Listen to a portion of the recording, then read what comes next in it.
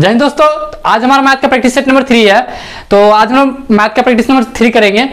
और कुछ हमारे भाई लोग का कमेंट था क्या कि सर आप राम सिंह यादव का बुक्स करवाइए या ये बुक से करवाइए क्वेश्चंस। तो दोस्तों मैं पहले ही आप लोग बताया हूं कि मैं आप एक बुक बोल रहे हैं नाम ना, मैं एक बुक नहीं है। देखिए ये बुक दिख रहा है आपको, एक बुक, दो बुक, और ये मेरा खुद का मटेरियल है, ये पूरा खुद का मटेरियल मेरा, ये खुद का मेरा नोट्स है, और ये तीसरा बुक। और भी ढेर सारे मेरे पास बुक है। मैं सारा का कंटेंट मतलब देख रहा हूं, पहले क्वेश्चन को एनालाइज कर रहा हूं कि कौन सा क्वेश्चन कैसा कैसा क्वेश्चन बार बार रिपीट हो रहा है। सारा का क्वेश्चन खुद से एनालाइज कर रहा हूं, फिर जाकर क्वेश्चन तैयार कर रहा हूं। आपको लग रहा होगा ऐसा, मैं जितना भी क्वेश्चन बता रहा हूं सारा का सारा इंपॉर्टेंट, आप बस इतना ही क्वेश्चन कीजिए ना, जितना दिन तक आपका एग्जाम नहीं हो रहा है आप सारा कर लीजिए। और भी आपके पास प्रैक्टिस सेट है तो आप उसको लगाइए डेली, और जो क्वेश्चन फंस रहे हैं उसका भी आप कमेंट सेक्शन में कीजिए, हम कमेंट उसका भी बनाकर आपको सोल्यूशन दे देंगे। तो चलिए आज हम लोग मैथ के क्वेश्चन, आज हमारा प्रैक्टिस सेट नंबर 3 है, आज हम उसको करते हैं। पहला क्वेश्चन हमारा, if 3 ratio a proportion 7:14 then what is the value of a का वैल्यू फाइंड करना है यहाँ पर। तो ये क्वेश्चन देखिए कैसे बनेगा।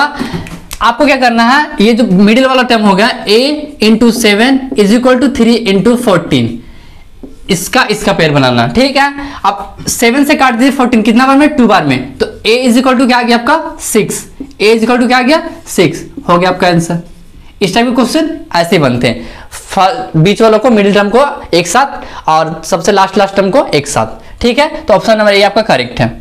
The area of a triangle is 45 metre square and base is 12 centimetre, its height is. एक त्रिभुज का क्षेत्रफल 45 मीटर स्क्वायर है एवं आधार 12 सेंटीमीटर हो तो इसकी ऊंचाई होगी। तो आपको एरिया ऑफ ट्रायंगल पता होगा। एरिया ऑफ ट्रायंगल क्या होता है, area of triangle half into base into height होता है। एरिया ऑफ ट्रायंगल आपका गिवन है, क्वेश्चन में गिवन क्या है, एरिया ऑफ ट्रायंगल गिवन है, कितना है 45 metre square is equal to 1/2, base भी आपका गिवन है 12। आपको क्या चाहिए, हाइट चाहिए। तो हाइट निकालने के लिए आप क्या कर दीजिए, इसको सॉल्व कर लीजिए। h बराबर क्या हो जाएगा आपका 45 इंटू 2/12, इसको काटिएगा तो 2 6 12। अब आ गया h बराबर 45/6, इसको डिवाइड लगाइएगा, 3 से काट दीजिए पहले 15 बार में, 3 से काट दीजिए 2 बार में। तो h बराबर कितना आ गया 7.5 सेंटीमीटर, h बराबर 7.5 सेंटीमीटर। ये फॉर्मूला था एरिया ऑफ ट्रायंगल का, और उससे हम h का वैल्यू फाइंड कर लिया। हमसे पूछा था h, तो h हो गया आपका 7.5 सेंटीमीटर। ऑप्शन नंबर सी सही है। जो हमारा नेक्स्ट क्वेश्चन है, for which value of k m-2 is the expression m² - 5m + k is a factor. k के किस मान के लिए m-2 व्यंजक m² - 5m + k का गुणनखंड है। तो हमको यहाँ फाइंड करना है जनरली k का वैल्यू, क्या फाइंड करना है, k का वैल्यू। तो आपको m-2 इज इक्वल टू 0, तो m का वैल्यू कितना आ गया 2। अब जो आपका इक्वेशन है, इक्वेशन क्या है, m² - 5m + k is equal to 0। इसमें आपको m का वैल्यू पुट करना, जिससे आपको क्या, किसका वैल्यू फाइंड हो जाएगा, k का वैल्यू फाइंड हो जाएगा। तो m का वैल्यू कितना है यहाँ पर, 2 है, 2 का square 4, 5 2 10 plus k is equal to 0। आपको एक चीज बता दूं मैं, यहाँ पर 2 लिखकर उसका होल स्क्वायर लिखकर इसमें टाइम नहीं देना। आपको जनरली दिख रहा है 2 है, 2 का बैठाएंगे स्क्वायर तो क्या होगा 4 हो जाएगा, 5 × 2 क्या होता है 10 होता है। तो यहाँ आपको शॉर्ट करना, जितना शॉर्ट हो सके टाइम मैनेज करना आपको ना। 30-50 का रेशियो हमेशा दिमाग में फिट कर लीजिए, 1 से 1.5 महीना 30 रेशियो का आपका दिमाग में चलना चाहिए। यहाँ पे -6 + k इज इक्वल टू 0, तो k इज इक्वल टू क्या हो गया आपका 6, हो गया answer. k is equal to option number D सही है। नेक्स्ट क्वेश्चन है, what is the value of cos 37 degree by sin 53 degree. तो इसको देखिए दो तरीके से बताते हैं। पहले क्या याद रखिए, एक इसका ट्रिक याद क्या रखिएगा, अगर ऐसा क्वेश्चन जब भी आए, ऊपर में रेशियो जैसे कोस और साइन है, ऑपोजिट होना चाहिए रेशियो, और यहां पर इसको मान लीजिए आप a और इसको मान लीजिए आप b, कुछ देर के लिए मान लीजिए a और b। अगर a और b का सम 90 डिग्री हो जा रहा है, चाहे यहां पर कोई भी एक्सप्रेशन है 90 डिग्री हो जा रहा है, तो उसका आंसर आंख मूंद कर आप लोग 1 मारकर आ जाइएगा, कभी नहीं गलत होगा। अगर a + b का सम देखिए 37 + 53 का सम 90 हो रहा है ना, आप उसका आंसर आंख मूंद कर 1 मारिएगा। लेकिन अगर आप किसी लोगों को नहीं, हमको लॉन्ग में चाहिए तो बना लीजिए, cos 37 को हम क्या लिख सकते हैं, cos 37 है और sin 53 है, इसको लिख सकते हैं हम cos 90 - 53 बाई sin 53। तो cos 90 - थीटा क्या होता है, sin थीटा, sin 53, और नीचे भी पहले से sin 53 था, कट के आखिर में क्या है आंसर 1। बात एक ही है, प्रोसेस इजी था, मैं इसलिए बता दिया। नेक्स्ट क्वेश्चन हमारा, if x ratio y is equal to 3 ratio 4 then 7x plus 3y ratio 7x minus 3y is equal to. तो ये क्वेश्चन बहुत इजी है। आपको क्या करना है, x रेशियो y का वैल्यू दिख रहा है, आपको जहां जहां x दिख रहा है और y दिख रहा है वहां पर क्या करना, वैल्यू को पुट करना और आंसर को फाइंड करना। तो आप देख रहे हैं x का वैल्यू 3 है और y का वैल्यू 4 है, तो 7 3 जा 21 हम डायरेक्ट कर रहे हैं, आप लिख के कर सकते हैं। और y का वैल्यू 4 है तो 3 4 जा 12 रेशियो 7 का वैल्यू कितना, x का वैल्यू कितना 3 है, तो 7 3 जा 21 माइनस 12 ये हो गया। तो 12 और 21 आपका कितना हो गया 33 रेशियो इधर 9 काटिएगा तो 11 रेशियो 3, ये आपका आंसर हो। 11 रेशियो 3 11 जा और 3 3 जा 11 रेशियो 3, ऑप्शन नंबर सी सही है। नेक्स्ट क्वेश्चन हमारा, if the ratio of cost price and selling price of an article is 10:11 then what will be the profit percentage.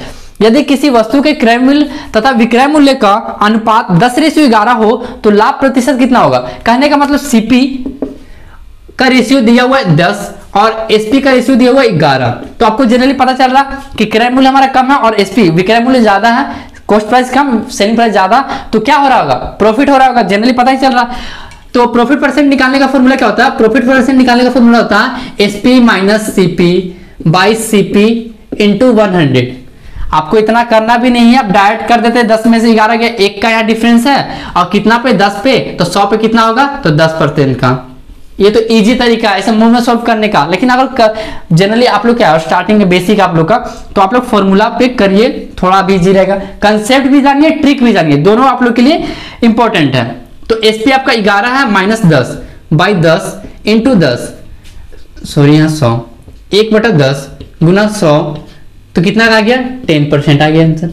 10% क्या हुआ आपका प्रॉफिट हो गया। आपसे पूछा था लाभ प्रतिशत कितना होगा, तो लाभ प्रतिशत आपका 10% हो गया। Two numbers are 20% and 50% more than a third number respectively. The ratio between these two numbers will be, दो संख्या है, कोई भी दो संख्या तीसरी संख्या से क्रमशः 20%, ये तीसरी संख्या से 20% और 50% अधिक है, इन दो संख्याओं में अनुपात होगा। तो मान लीजिए तीसरा संख्या हमारा 100 है, तो पहला संख्या उससे 20% अधिक है, 120 हो गया, और हमारा जो दूसरा संख्या हो गया वो 50% अधिक है, तो 150 हो गया। तो बोलता है ये दोनों संख्या जो फर्स्ट और सेकंड हमारा, इन दोनों का रेशियो निकालना है। तो रेशियो कैसे, ये 0 से 0 कट गया, 3 4 जा 12, 3 5 जा 15, 3 4 जा 4:5, तो इसका आंसर क्या आएगा 4:5। ये था एक तरीका। एक तरीका इसमें और है, इसको भी आप लगा सकते हैं कि जैसे मान लीजिए ए है, बी और सी है, जो पहला संख्या है वो आपका तीसरा संख्या से कितना अधिक है 20% अधिक है, तो 20% का रेशियो लगा दीजिए 20/100, तो यहां से आपका ए का वैल्यू निकल जाएगा 120 सी बाई 100, ठीक है। और सेकंड संख्या क्या है, तीसरी संख्या से 50% यानी 50 सी बाई 100, यानी बी का वैल्यू आपका कितना आ जाएगा 150 सी बाई 100। सेम चीज है, तो आपसे पूछा ए रेशियो बी का वैल्यू बताइए, तो आपका 120 रेशियो 150 ही आएगा, 0 से 0 कटा 4 और यहाँ रेशियो 5।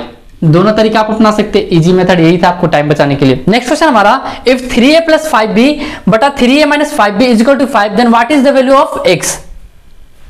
सॉरी इसमें x तो है ही नहीं question, then what is the value of, यहां पर आपका थोड़ा सा मिस्टेक है, यहां पर आपसे क्वेश्चन में वैल्यू x का नहीं पूछा गया है, देन द रेशियो ऑफ, यहां रेशियो होगा, sorry then the ratio of a ratio b, थोड़ा लिखने में मिस्टेक हुआ, ratio of a and b, ये था क्वेश्चन आपका।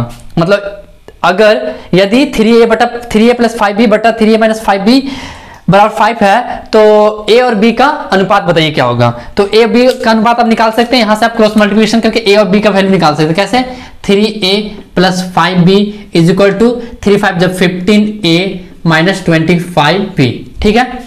अब यहां से आपका a का वैल्यू कितना आ जाएगा 12a बराबर 20b, तो a और b का अनुपात पूछा है, तो a और b लिख दीजिए और यहां पर लिखिए आप 20 और यहां लिखिए 12, काट दीजिए 4 5 जा 20, 4 3 जा 12, तो a और b का अनुपात कितना आ गया आपका 5:3, 5:3, ये हो गया आपका आंसर। मिला लीजिए आंसर 5:3, ऑप्शन नंबर बी आपका सही है। क्वेश्चन हमारा, the age of a man is 20 years more than the age of his son. After 2 years his age will be twice the age of the son. Find the present age of the son. एक व्यक्ति की आयु अपने पुत्र की आयु से 24 वर्ष अधिक है, 2 वर्ष बाद उसकी आयु पुत्र की आयु से दोगुनी हो जाएगी, पुत्र की वर्तमान आयु ज्ञात कीजिए। तो इसको आप लोग लेट द और सपोज द मान के मत बनाइएगा, क्योंकि उतना टाइम आप लोग पास है नहीं। यहाँ मेन और सन हो गया, ठीक है, ये आदमी उसका बेटा। तो मेन का आयु मान लीजिए बेटा का आयु x है, तो उसका बाप का आयु कितना हो जाएगा 24 प्लस x हो जाएगा। अब बोलता 2 साल बाद, तो 2 साल बाद सिर्फ पापा बढ़ेंगे कि बेटा भी बढ़ेगा? 2 साल बाद दोनों बढ़ेगा। अब 2 साल पार होगा तो 2 साल बाद क्या होगा, दोनों बढ़ेगा। 2 साल बाद क्या होता है, जो मेन है जिसका पापा है उसके बेटे से 2 गुना हो जाते हैं, तो बेटा 2 गुना हो गया भैया।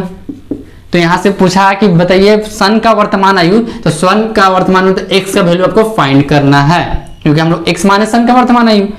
तो 26 plus x is equal to 2x plus 4। तो यहां से आपका आगे कितना, minus x is equal to minus 22, minus minus cut गया, x इज इक्वल टू आपका आगे 22 ईयर्स। तो पूछा था बेटा का कितना एज है, वर्तमान आयु प्रेजेंट एज बताइए सन का, तो प्रेजेंट एज सन का कितना है 22। ऑप्शन नंबर आपका डी सही है। इफ a बाई बी का power x minus 1, b by A का power x minus 3, then what is the value of x। कहने का मतलब यदि a बाई बी का पावर x माइनस 1 है और b बाई ए का पावर x माइनस 3 है, तो x का वैल्यू क्या होगा? तो निकालिए इसको, x का वैल्यू क्या होगा, a बाई बी बराबर x माइनस 1। अब इसको आप ये क्या कीजिए, रिवर्स कर दीजिए, मतलब डिनोमिनेटर को न्यूमरेटर बनाइए और न्यूमरेटर को डिनोमिनेटर। तो आपका क्या हो जाएगा, साइन भी चेंज हो जाएगा, ऊपर में साइन चेंज हो जाएगा, इनवर्स में माइनस आ जाएगा, ठीक। तो यहां से क्या करते हैं हम लोग, a बाई बी काट देते हैं, बच गया आपका क्या x माइनस 1 इधर, और यहाँ क्या बच गया आपका minus x minus minus plus 3 हो गया। और ये इधर ये माइनस x इधर आएगा तो आपका 2x हो जाएगा, और ये 1 इधर जाएगा तो 4 हो जाएगा, 2 2 जा 4। x का वैल्यू कितना आ गया आपका, x का वैल्यू कितना आ गया आपका 2। ऑप्शन नंबर डी सही है। नेक्स्ट क्वेश्चन है, इफ 5√5 इंटू 5 का पावर 3 डिवाइड 5 का पावर माइनस 3/2 बराबर 5 का power a plus 2, then what is the value of, then the value of a is, a का वैल्यू फाइंड करना आपको। तो ये सब क्वेश्चन थोड़ा सा अच्छे से कीजिएगा, ध्यान से देख कर कीजिएगा, कहीं हल्का सा मिस्टेक हुआ तो आपको फिर से उसको करना पड़ेगा, क्योंकि आंसर गलत हो जाएगा या आंसर नहीं आएगा तो आपको यहाँ इसमें टाइम भी टेकन हो सकता है, इसलिए एक ही बार कीजिएगा और अच्छा से कीजिएगा। तो 5√5 को हम क्या लिख सकते हैं, 5 का पावर 1 इंटू 5 का पावर माइनस 5 का पावर 1/2 इंटू 5 का पावर 3 डिवाइड 5 का power minus 3/2 is equal to 5a plus 2, ठीक है।